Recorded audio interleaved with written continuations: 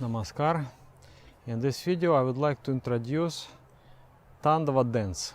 Tandava dance is really the most ancient dance on this planet Earth. And it is a dance of masculinity. It comes from the time of intense physical struggle of human beings.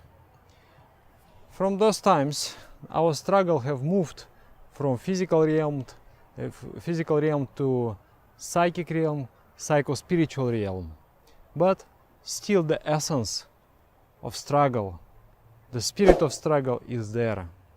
And this dance activates the glands in such a way that you acquire that fighting spirit, that spirit of struggle. I will be successful in my mission. No obstacle can deter me. I will overcome and I will be triumphant. 7,000 years ago, there was a man, yogi, with the name Shiva, Sadashiva. He was a great yogi, accomplished, realized soul, divine personality. And he has created many contributions to the human culture, such as music, such as yoga, such as mantra, such as meditation, so many things. And amongst those contributions was the invention of the dance. And this Tandava dance is the very beginning, very foundation of the later classical dance of India. Tandava is dominated by rhythm and jumping. You will jump. At the moment when you jump and you are in a state of weightlessness, the gravitation pulls you back, but you are in the weightless state. At that moment, some glands are activated, and those glands, they're in the brain, and they allow deeper thinking and good memory. So this is the only exercise for the brain, and it is fantastic. So it has, I will explain the technique and then I will demonstrate. First of all, the hands, like that, expanded hands. Already I explained it in the video about Lalita Marmika, that the raised hands, they give confidence. If you are very fearful, doubting, you want to stay like that. But when you have that confidence in yourself, you want to open like this. And you see this many of such expressions in sports, in fighting, in running, in hockey, in football, everywhere. So the hands, they symbolize the strength of the soul, the confidence. And then you expand the hands like that. They have to stay in a straight line as much as possible. And then there is some symbolism. In the left hand, you imagine a symbol, or you take in the hand, a symbol of death, symbol of staticity, of the, stagnation. And that symbol of death, symbolism of that is the skull, human skull. You can also hold the human skull in the hand, but you can just imagine.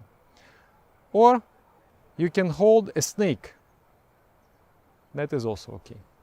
Then in the right hand, you hold a dagger. Dagger symbolize, the knife, symbolize that desire to live, to struggle, to overcome difficulties, to be successful in the struggle for existence. So in one hand you have death, which is always going around you, always around you, always calling you. Like in the morning, you wake up, the alarm clock rings, but then you think, oh, let me stay another 10 minutes in comfort. So at that moment, the force of death, the force of staticity have overpowered you. But if you wake up, you stand up, you go, the force of life have overpowered the force of staticity. So this force of staticity is always near you, always trying to consume you, but you are struggling. Your heart is beating, your lungs are working, and until your heart is beating, it means that your desire to live, the power of life, the power of struggle is stronger than the power of death. So here is your power of struggle, this is your staticity.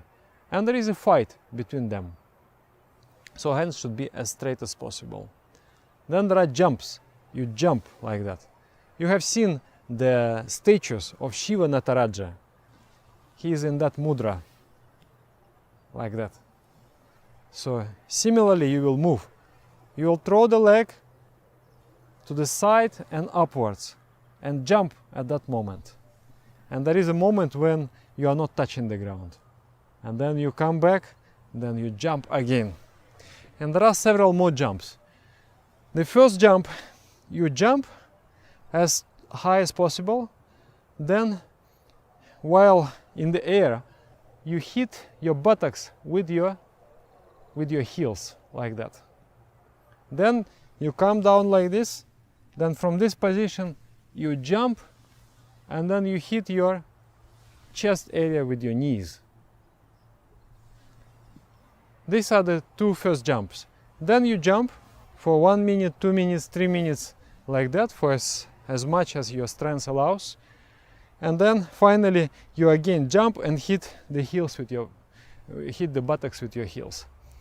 So this is the technique of this dance. And then the ideation. It is good if there are some drums and somebody is encouraging you. It's very good to do collectively. Also, don't be too fanatical in this dance, because if your legs are not prepared, you can hurt your knees, or you can hurt your calves. So you start with little by little, maybe 20 seconds, jumping not so high, and then increase, and then you will come to 3 minutes. 3 minutes is a very good standard time of practicing every day. Then you can come to 5 minutes, to 7 minutes, to 10 minutes. In my experience, when I dance, let's say 7 and more minutes per day, then something happens to this chest area. It opens up, and I feel really invincible. I can do anything and everything. And there is so much love to everybody, for everybody. So there is a process of transformation of energy, the crude energy, animalistic tendencies getting remolded and elevated to the higher emotions. So Sadashiva taught this dance to his disciples for them to achieve physical purity and psychic purity. This is one of the most important tools in spirituality, to transmute the energy, because the spiritualist meets with the crude desires, crude temptations, and that energy has to be not suppressed, but elevated and transformed and utilized in further development. So this is one of the most important tools for the transformations of energy. And it is also exercise that exercises the brain and gives you better memory power and better intellect, ability to think deeply. Now I'm going to demonstrate this technique. Hands is ready for Dandavana. Position. Ideation. 1, 2, 3, jump.